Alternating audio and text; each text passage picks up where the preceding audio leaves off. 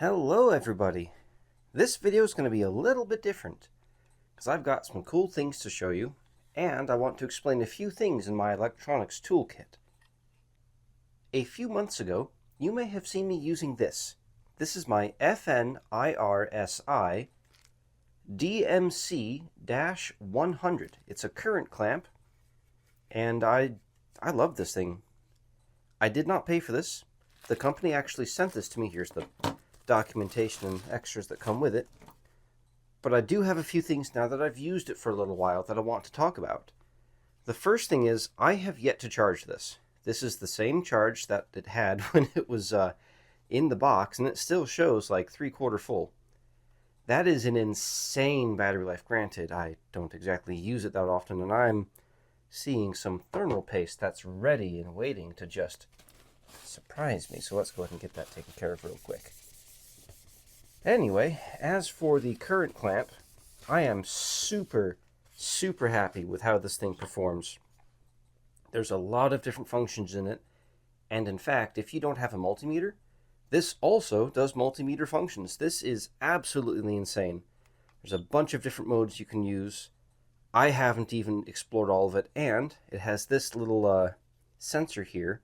So if you hold this next to an outlet, you can actually detect whether or not that outlet has power, which is super useful if you're doing work on said outlet, so you know if your breaker is the correct one. Good stuff. I absolutely love this thing. At the same time, the company did send me one other product that I haven't used yet. I intended to. This is the DMT-99. It's a multimeter. This is amazing. It's only like 50 bucks. Sorry, no. The current clamp is $50. The multimeter is only 40. This is an absolutely awesome little device, mostly because it has one critical function that I intend to test tonight. This can do capacitor testing, and I very much need that all the time with old PCs. Now, the best way to do capacitor testing is to remove a capacitor from a computer, which is not exactly a super easy task. You can't, in some computers, you can't just pop the motherboard out and casually desolder a bunch of capacitors, but it still does give you a very good idea if you were to unsolder one capacitor and give it a test. So let's see. Does this one also have a charge out of the box? Oh, we definitely want English. Yeah, full charge. This has been sitting in the box for months. I haven't touched it. Oh, that is amazing. I probably shouldn't gush so much over the fact that it's charged out of the box. But if this is anything like their current clamp, I'm going to be very happy with it. So, I know that this has a lithium battery. I'm not entirely sure what the capacity is of that battery, but perhaps this will tell us. Well, I found out the screen resolution is 240 by 320. It is a TFT screen, which, yeah, actually has really good viewing angles, surprisingly so. You don't need good viewing angles on a multimeter, but it is nice to have. The manual does not tell me how much capacity the battery has. Maybe the box does. The box does not, but that's okay. You know, I bet you they sent me an email that has the size of the battery in it, but that's perfectly fine. Again, if it's anything like this, I'm not going to have to charge this but like once or twice a year. This is awesome. So, in my dealings with old PCs, the one thing that pops up the most, other than, say, perhaps bad RAM and bad hard drives, bad capacitors. I deal with these things almost on a daily basis, I swear. And sometimes the new capacitors just don't seem to be quite what people say they are, what the companies claim they are. So let's grab a couple of capacitors out of this box here. These are new ones. Let's also grab some old ones that I suspect are bad, but haven't actually tested yet.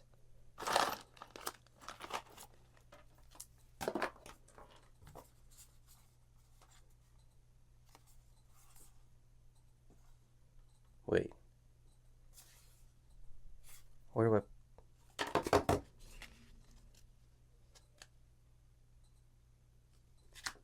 Wait a minute.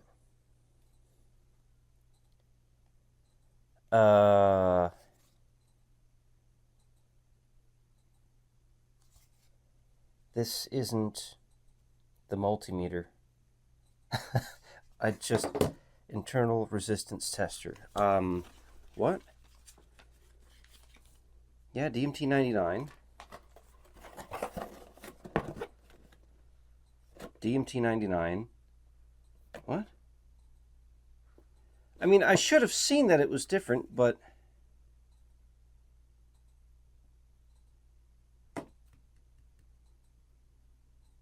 I don't... Huh. Well, that's my fault. The company that sent this actually wanted me to do a review on this months ago, back in May. But my schedule got so insane that here we are in June, and I'm only just now finding out that they accidentally packaged something else inside the box for the DMT-99. This is the HRM10 internal resistance tester, which I can't test either because it has some sort of a different socket on the top there that I can't use with these accessories. How did I not see that the moment I picked this up? That's okay, we can still do some capacitor testing because I liked this so much that I went out and I used my own money to purchase this transistor tester. This is the, well, it's not on the package, is it? It is. It's the LCR-P1 transistor tester. I have not opened it yet. I will be very disappointed if I have not opened it yet. I will be very disappointed if this also isn't in the box, but I'm pretty sure it'll be just fine. Let's pop that out. Yep, there we go. Now, does this also have a charge? How do I turn this on? Wow, this is very light. I mean, it's only like 30 bucks, so... Okay. Perfect. So that's the latching mechanism. And under here should be our accessories.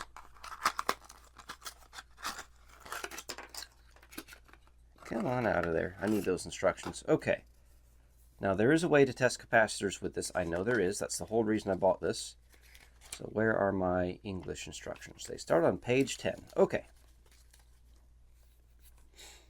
I know that this one has a 300 milliamp hour battery. Probably won't last as long as the other ones, but this one I should be using less than the other ones, so it really shouldn't matter. Okay.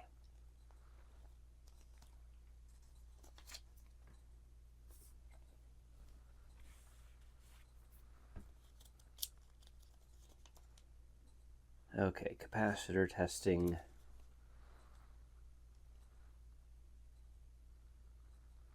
Testing of 2-pin components such as capacitors, resistors, inductors, diodes, and batteries. Insert the component pins into 2 different numbered test holes. So it doesn't... It appears to not care which test holes you put them into. Okay, so let's just go ahead and test that with a brand new capacitor. This is a 35 volt, 390 microfarad capacitor.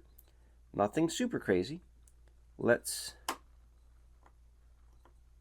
going to have to trim one of these pins, one of these legs here. There we go. Locked in place. Test.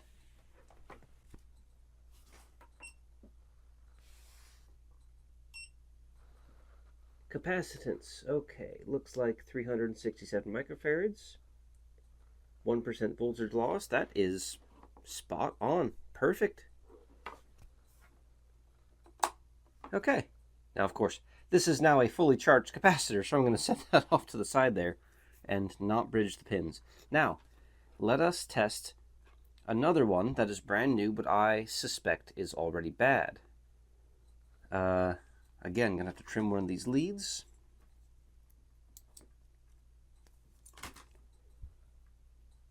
If I can even get this one in there. These are kind of bent up. There we go. And test.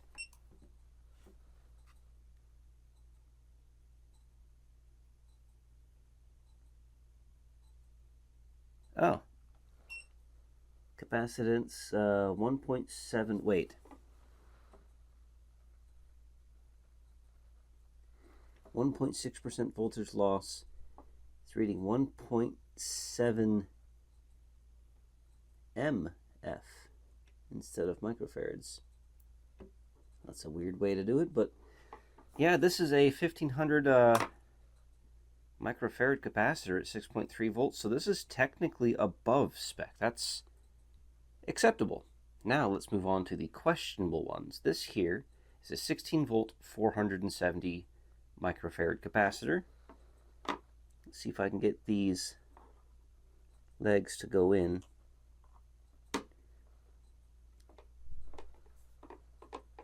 I don't know about this. Let's test it.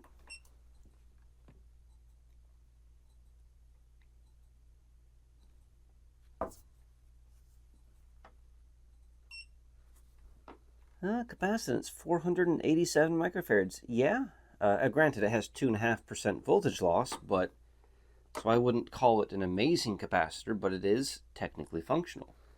This one is also 470 microfarads, but it's at 35 volts. I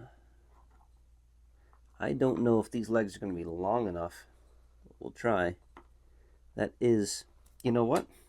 There is a solution to this. We've got these. So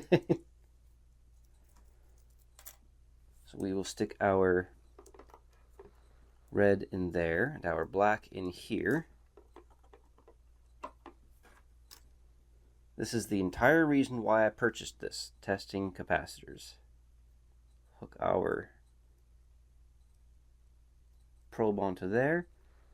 Oh, looks like when I desoldered this, the pad on the motherboard came up with it. This must have been one of my older ones. It was not very good back then. Still not perfect, but okay. So let us power on. Test. Capacitance 440 microfarads. That is lower than what it's supposed to be by a fairly insubstantial margin, but it is in fact lower, so this is a slightly failing capacitor. Yeah, that's almost 10, that's about 8% off what it's supposed to be. Okay. And finally, this little bitty guy right here. This is a 2.5 volt, 820 microfarad one. Let's go ahead and hook this on. I like that these hooks are super small, nice and easy to catch it. Okay, test. Okay. 894 microfarads, 0.6% voltage loss. That's a good capacitor. Which makes sense. I tried, whenever I really did diagnose something, to throw away all my bad capacitors. I didn't really keep them. So, I am happy with this little thing. I think long press is to turn it off. Wonder what resolution that screen is. 300 milliamp hour lithium battery, charges over USB Type-C. It does not tell me what resolution the screen is. However, since this is a much smaller screen, I would not be surprised if it's a much smaller resolution. Okay, but you know what? I'm happy with that. I'm going to have to contact FNIRSI about this. At least I think that's how you pronounce their name. I don't really have use for an internal resistance tester. What I do have use for is a multimeter, so I'm sure it's fine. So far, Everything that I've tested from them has been absolutely fantastic, and by everything I mean this and this. I love this thing. This is absolutely awesome. But you know something? Since we cannot test the multimeter functions of the multimeter, we can test the multimeter functions of their current clamp. Let's go ahead and get that done.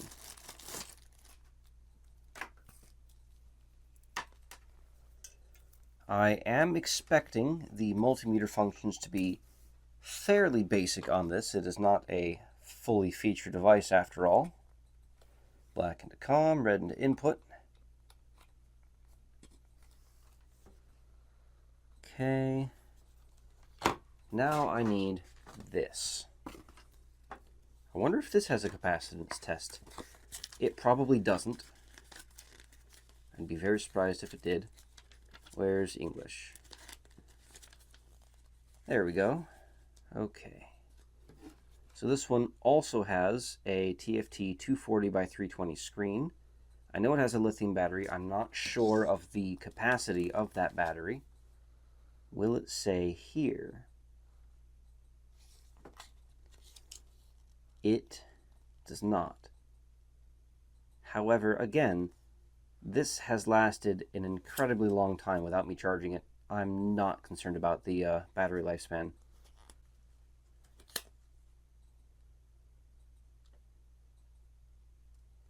Okay.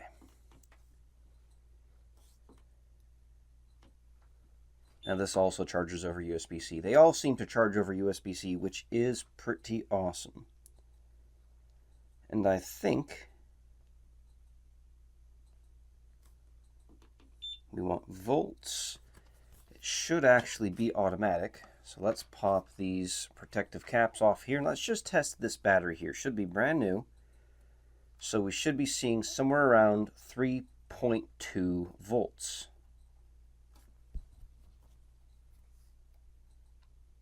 .281. Perfect.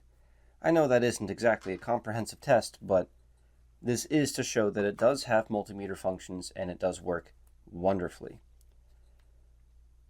Okay, so, of course, that's not everything that's in my toolkit. FNIRSI did not send me everything that I use. Additionally, I use this. I rely on this a lot. This is an unbranded, generic power supply tester that I've had for about 8 years now. I bought this for about $12 on eBay, brand new. You can find these all day, every day on AliExpress for around $15 to $20. Sometimes you can find them cheaper, but this is absolutely indispensable when you are dealing with older computer parts. Power supplies, if they're low, they can cause other issues. Even if the power supply is technically within spec, if it's delivering a lower voltage than the computer motherboard might expect, it puts additional strain on other components, such as voltage regulators, since at a lower voltage, you're pulling a higher amperage. That can kill a computer. Ask me how I know. This here is the Flareon, which sounds like a terrible Pokemon. It's pretty simple. You plug this into the wall, you plug your computer into here, and it tells you how much power you're using in a couple of different ways. It can also do a measurement over time function, which I ignore because I don't care. I just want to see what it's using at any given time. This, in combination with our current clamp, is excellent for seeing how much power a computer is using and where it's being used. You can use your voltage clamp, for example, to clamp around the CPU 4-pin or 8-pin if it's a newer motherboard to find out exactly how much power your CPU is drawing. Additionally, you can clamp it around the graphics card power to find out how much that is drawing. Although if you're doing that, keep in mind, up to 75 watts can be delivered through the PCI Express slot itself. So when you clamp over your GPU power connector, whether it's a 6-pin, 8-pin, or one of those weird new 12 pins that seem to like to catch fire, add 75 watts to that to get your number. And finally, the one that I like the most, my IOD ST300. This emulates an optical drive. So when you boot an old PC, it sees a USB optical drive. This is indispensable on older PCs that do not support booting from a flash drive.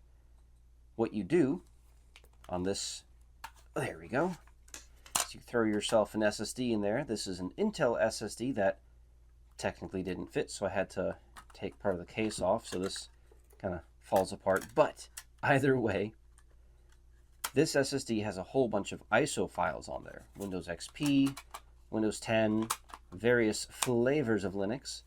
And then once you boot up your PC, you simply plug this in. And then once you're ready to boot up your PC and install something, you plug this in, power the PC on, select what ISO you want to use, and then boot from this. Absolutely indispensable. And every time I lose this, it sets me back like 3 hours. So, yes. Of course, talking about vintage computers, nothing would be complete without my soldering station. This is the 862D+. I don't know who made this. I think I bought this for $70 from AliExpress a while back, as I dropped things from it. It has been an absolute trooper. It has not failed me yet, even though everybody told me it would fail me because, oh, everything on AliExpress is terrible. It's not. AliExpress is a pretty decent place to get a lot of items. So, with that, I know this is kind of a shorter video, but I really wanted to show off the DMT-99. Additionally, FNIRSI wanted me to show off the DMT-99, so hold out for that. I'm not really good at reviews yet, but I think I can probably get the hang of it. And once we actually get this in, we will do a dedicated video on how to use it in various computing situations. That's my angle. That's what I use my multimeter for. That's what we're going to do. This is the one I've been most excited about. And I think this was a good purchase. I'll let you know when I finally get the DMT-99. If you'd like to see all sorts of behind-the-scenes stuff, you can find that on my Patreon, link in the description below. You do not have to pay for it. A lot of the stuff that I put there is exclusive to paid members first, but after a few weeks I do release them to free members as well. I do not make anyone pay for anything on my Patreon. If you'd like to send me old things for me to test with this various selection of electronics here, you can find my P.O. box down in the description below. And, of course, thank you to my paid Patreon members for supporting me and allowing me to purchase tools like this. You guys rock. I could not do this without you. Thanks for watching the video.